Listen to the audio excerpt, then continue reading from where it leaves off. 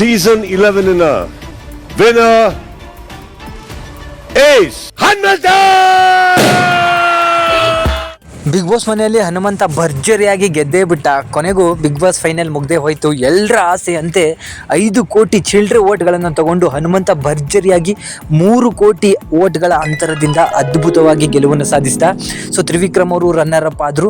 2 ಕೋಟಿ 80 ಲಕ್ಷ ಓಟ್ಗಳನ್ನು ಮಾತ್ರ ಪಡೆದಿದ್ರು. ಸೊ ಈ ಥರ ಒಂದು ಅದ್ಭುತವಾದ ವೋಟಿಂಗನ್ನು ಈ ಹಿಂದೆ ಯಾರೂ ಕೂಡ ಪಡೆದೇ ಇದ್ರೂ ಕೂಡ ಹನುಮಂತನ ಒಂದು ಅದ್ಭುತ ಒಂದು ವಿನ್ನಿಂಗನ್ನು ಸುದೀಪ್ ಅವರು ತಮ್ಮ ಬಲಗಡೆ ನಿಲ್ಲಿಸ್ಕೊಂಡು ಕೈಯನ್ನು ಎತ್ತಿದ್ರು. ಸೊ ಹನುಮಂತ ಅವರು ಸ್ಪೀಚನ್ನು ಕೊಟ್ಟರು, ಅಷ್ಟೇ ಇದರಿಂದ ಕೊಟ್ಟರು. ಸುದೀಪ್ ಅವರ ಕಾಲಿಗೆ ಬಿದ್ದು ತಮ್ಮ ಒಂದು ಏನು ಕಪ್ಪನ್ನು ಎತ್ಕೊಂಡು ಕೈಯಲ್ಲಿ ಇತ್ಕೊಂಡ್ರು.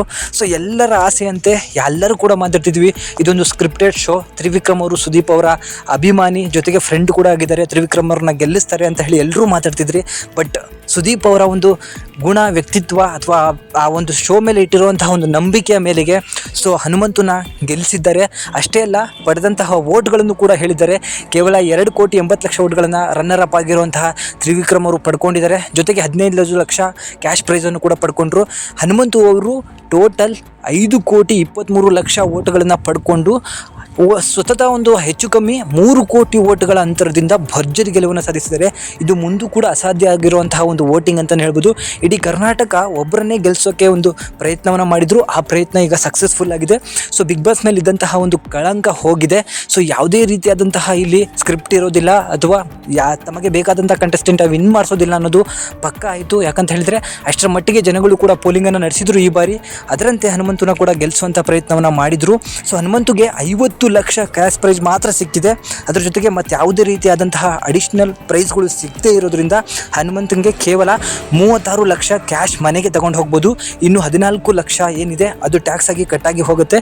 ಸೊ ಟ್ರೋಫಿ ಕೂಡ 2025ರ ಬಿಗ್ ಬಾಸ್ 11ರ ಚಾಂಪಿಯನ್ ಅಂತ ಹೇಳಿ ಹನುಮಂತು ಅವರ ಹೆಸರನ್ನು ಬರೆದು ಹನುಮಂತಗೆ ಕೊಟ್ಟು ಕಳಿಸಿದ್ದಾರೆ. ಅವರ ಅಪ್ಪ ಅಮ್ಮನೂ ಅಷ್ಟೇ ಖುಷಿಯಾಗಿದ್ದರು. ಹಾಗೆ ಭವ್ಯ ಸ್ವಲ್ಪ ಅಳ್ಕೋತಾ ಇದ್ದರು. ಜೊತೆಗೆ ಎಲ್ಲ ಕಂಟೆಸ್ಟೆಂಟ್ಗಳು ಸಿಕ್ಕಾಪಟ್ಟೆ ಖುಷಿಯನ್ನು ಪಡೆದ್ರು.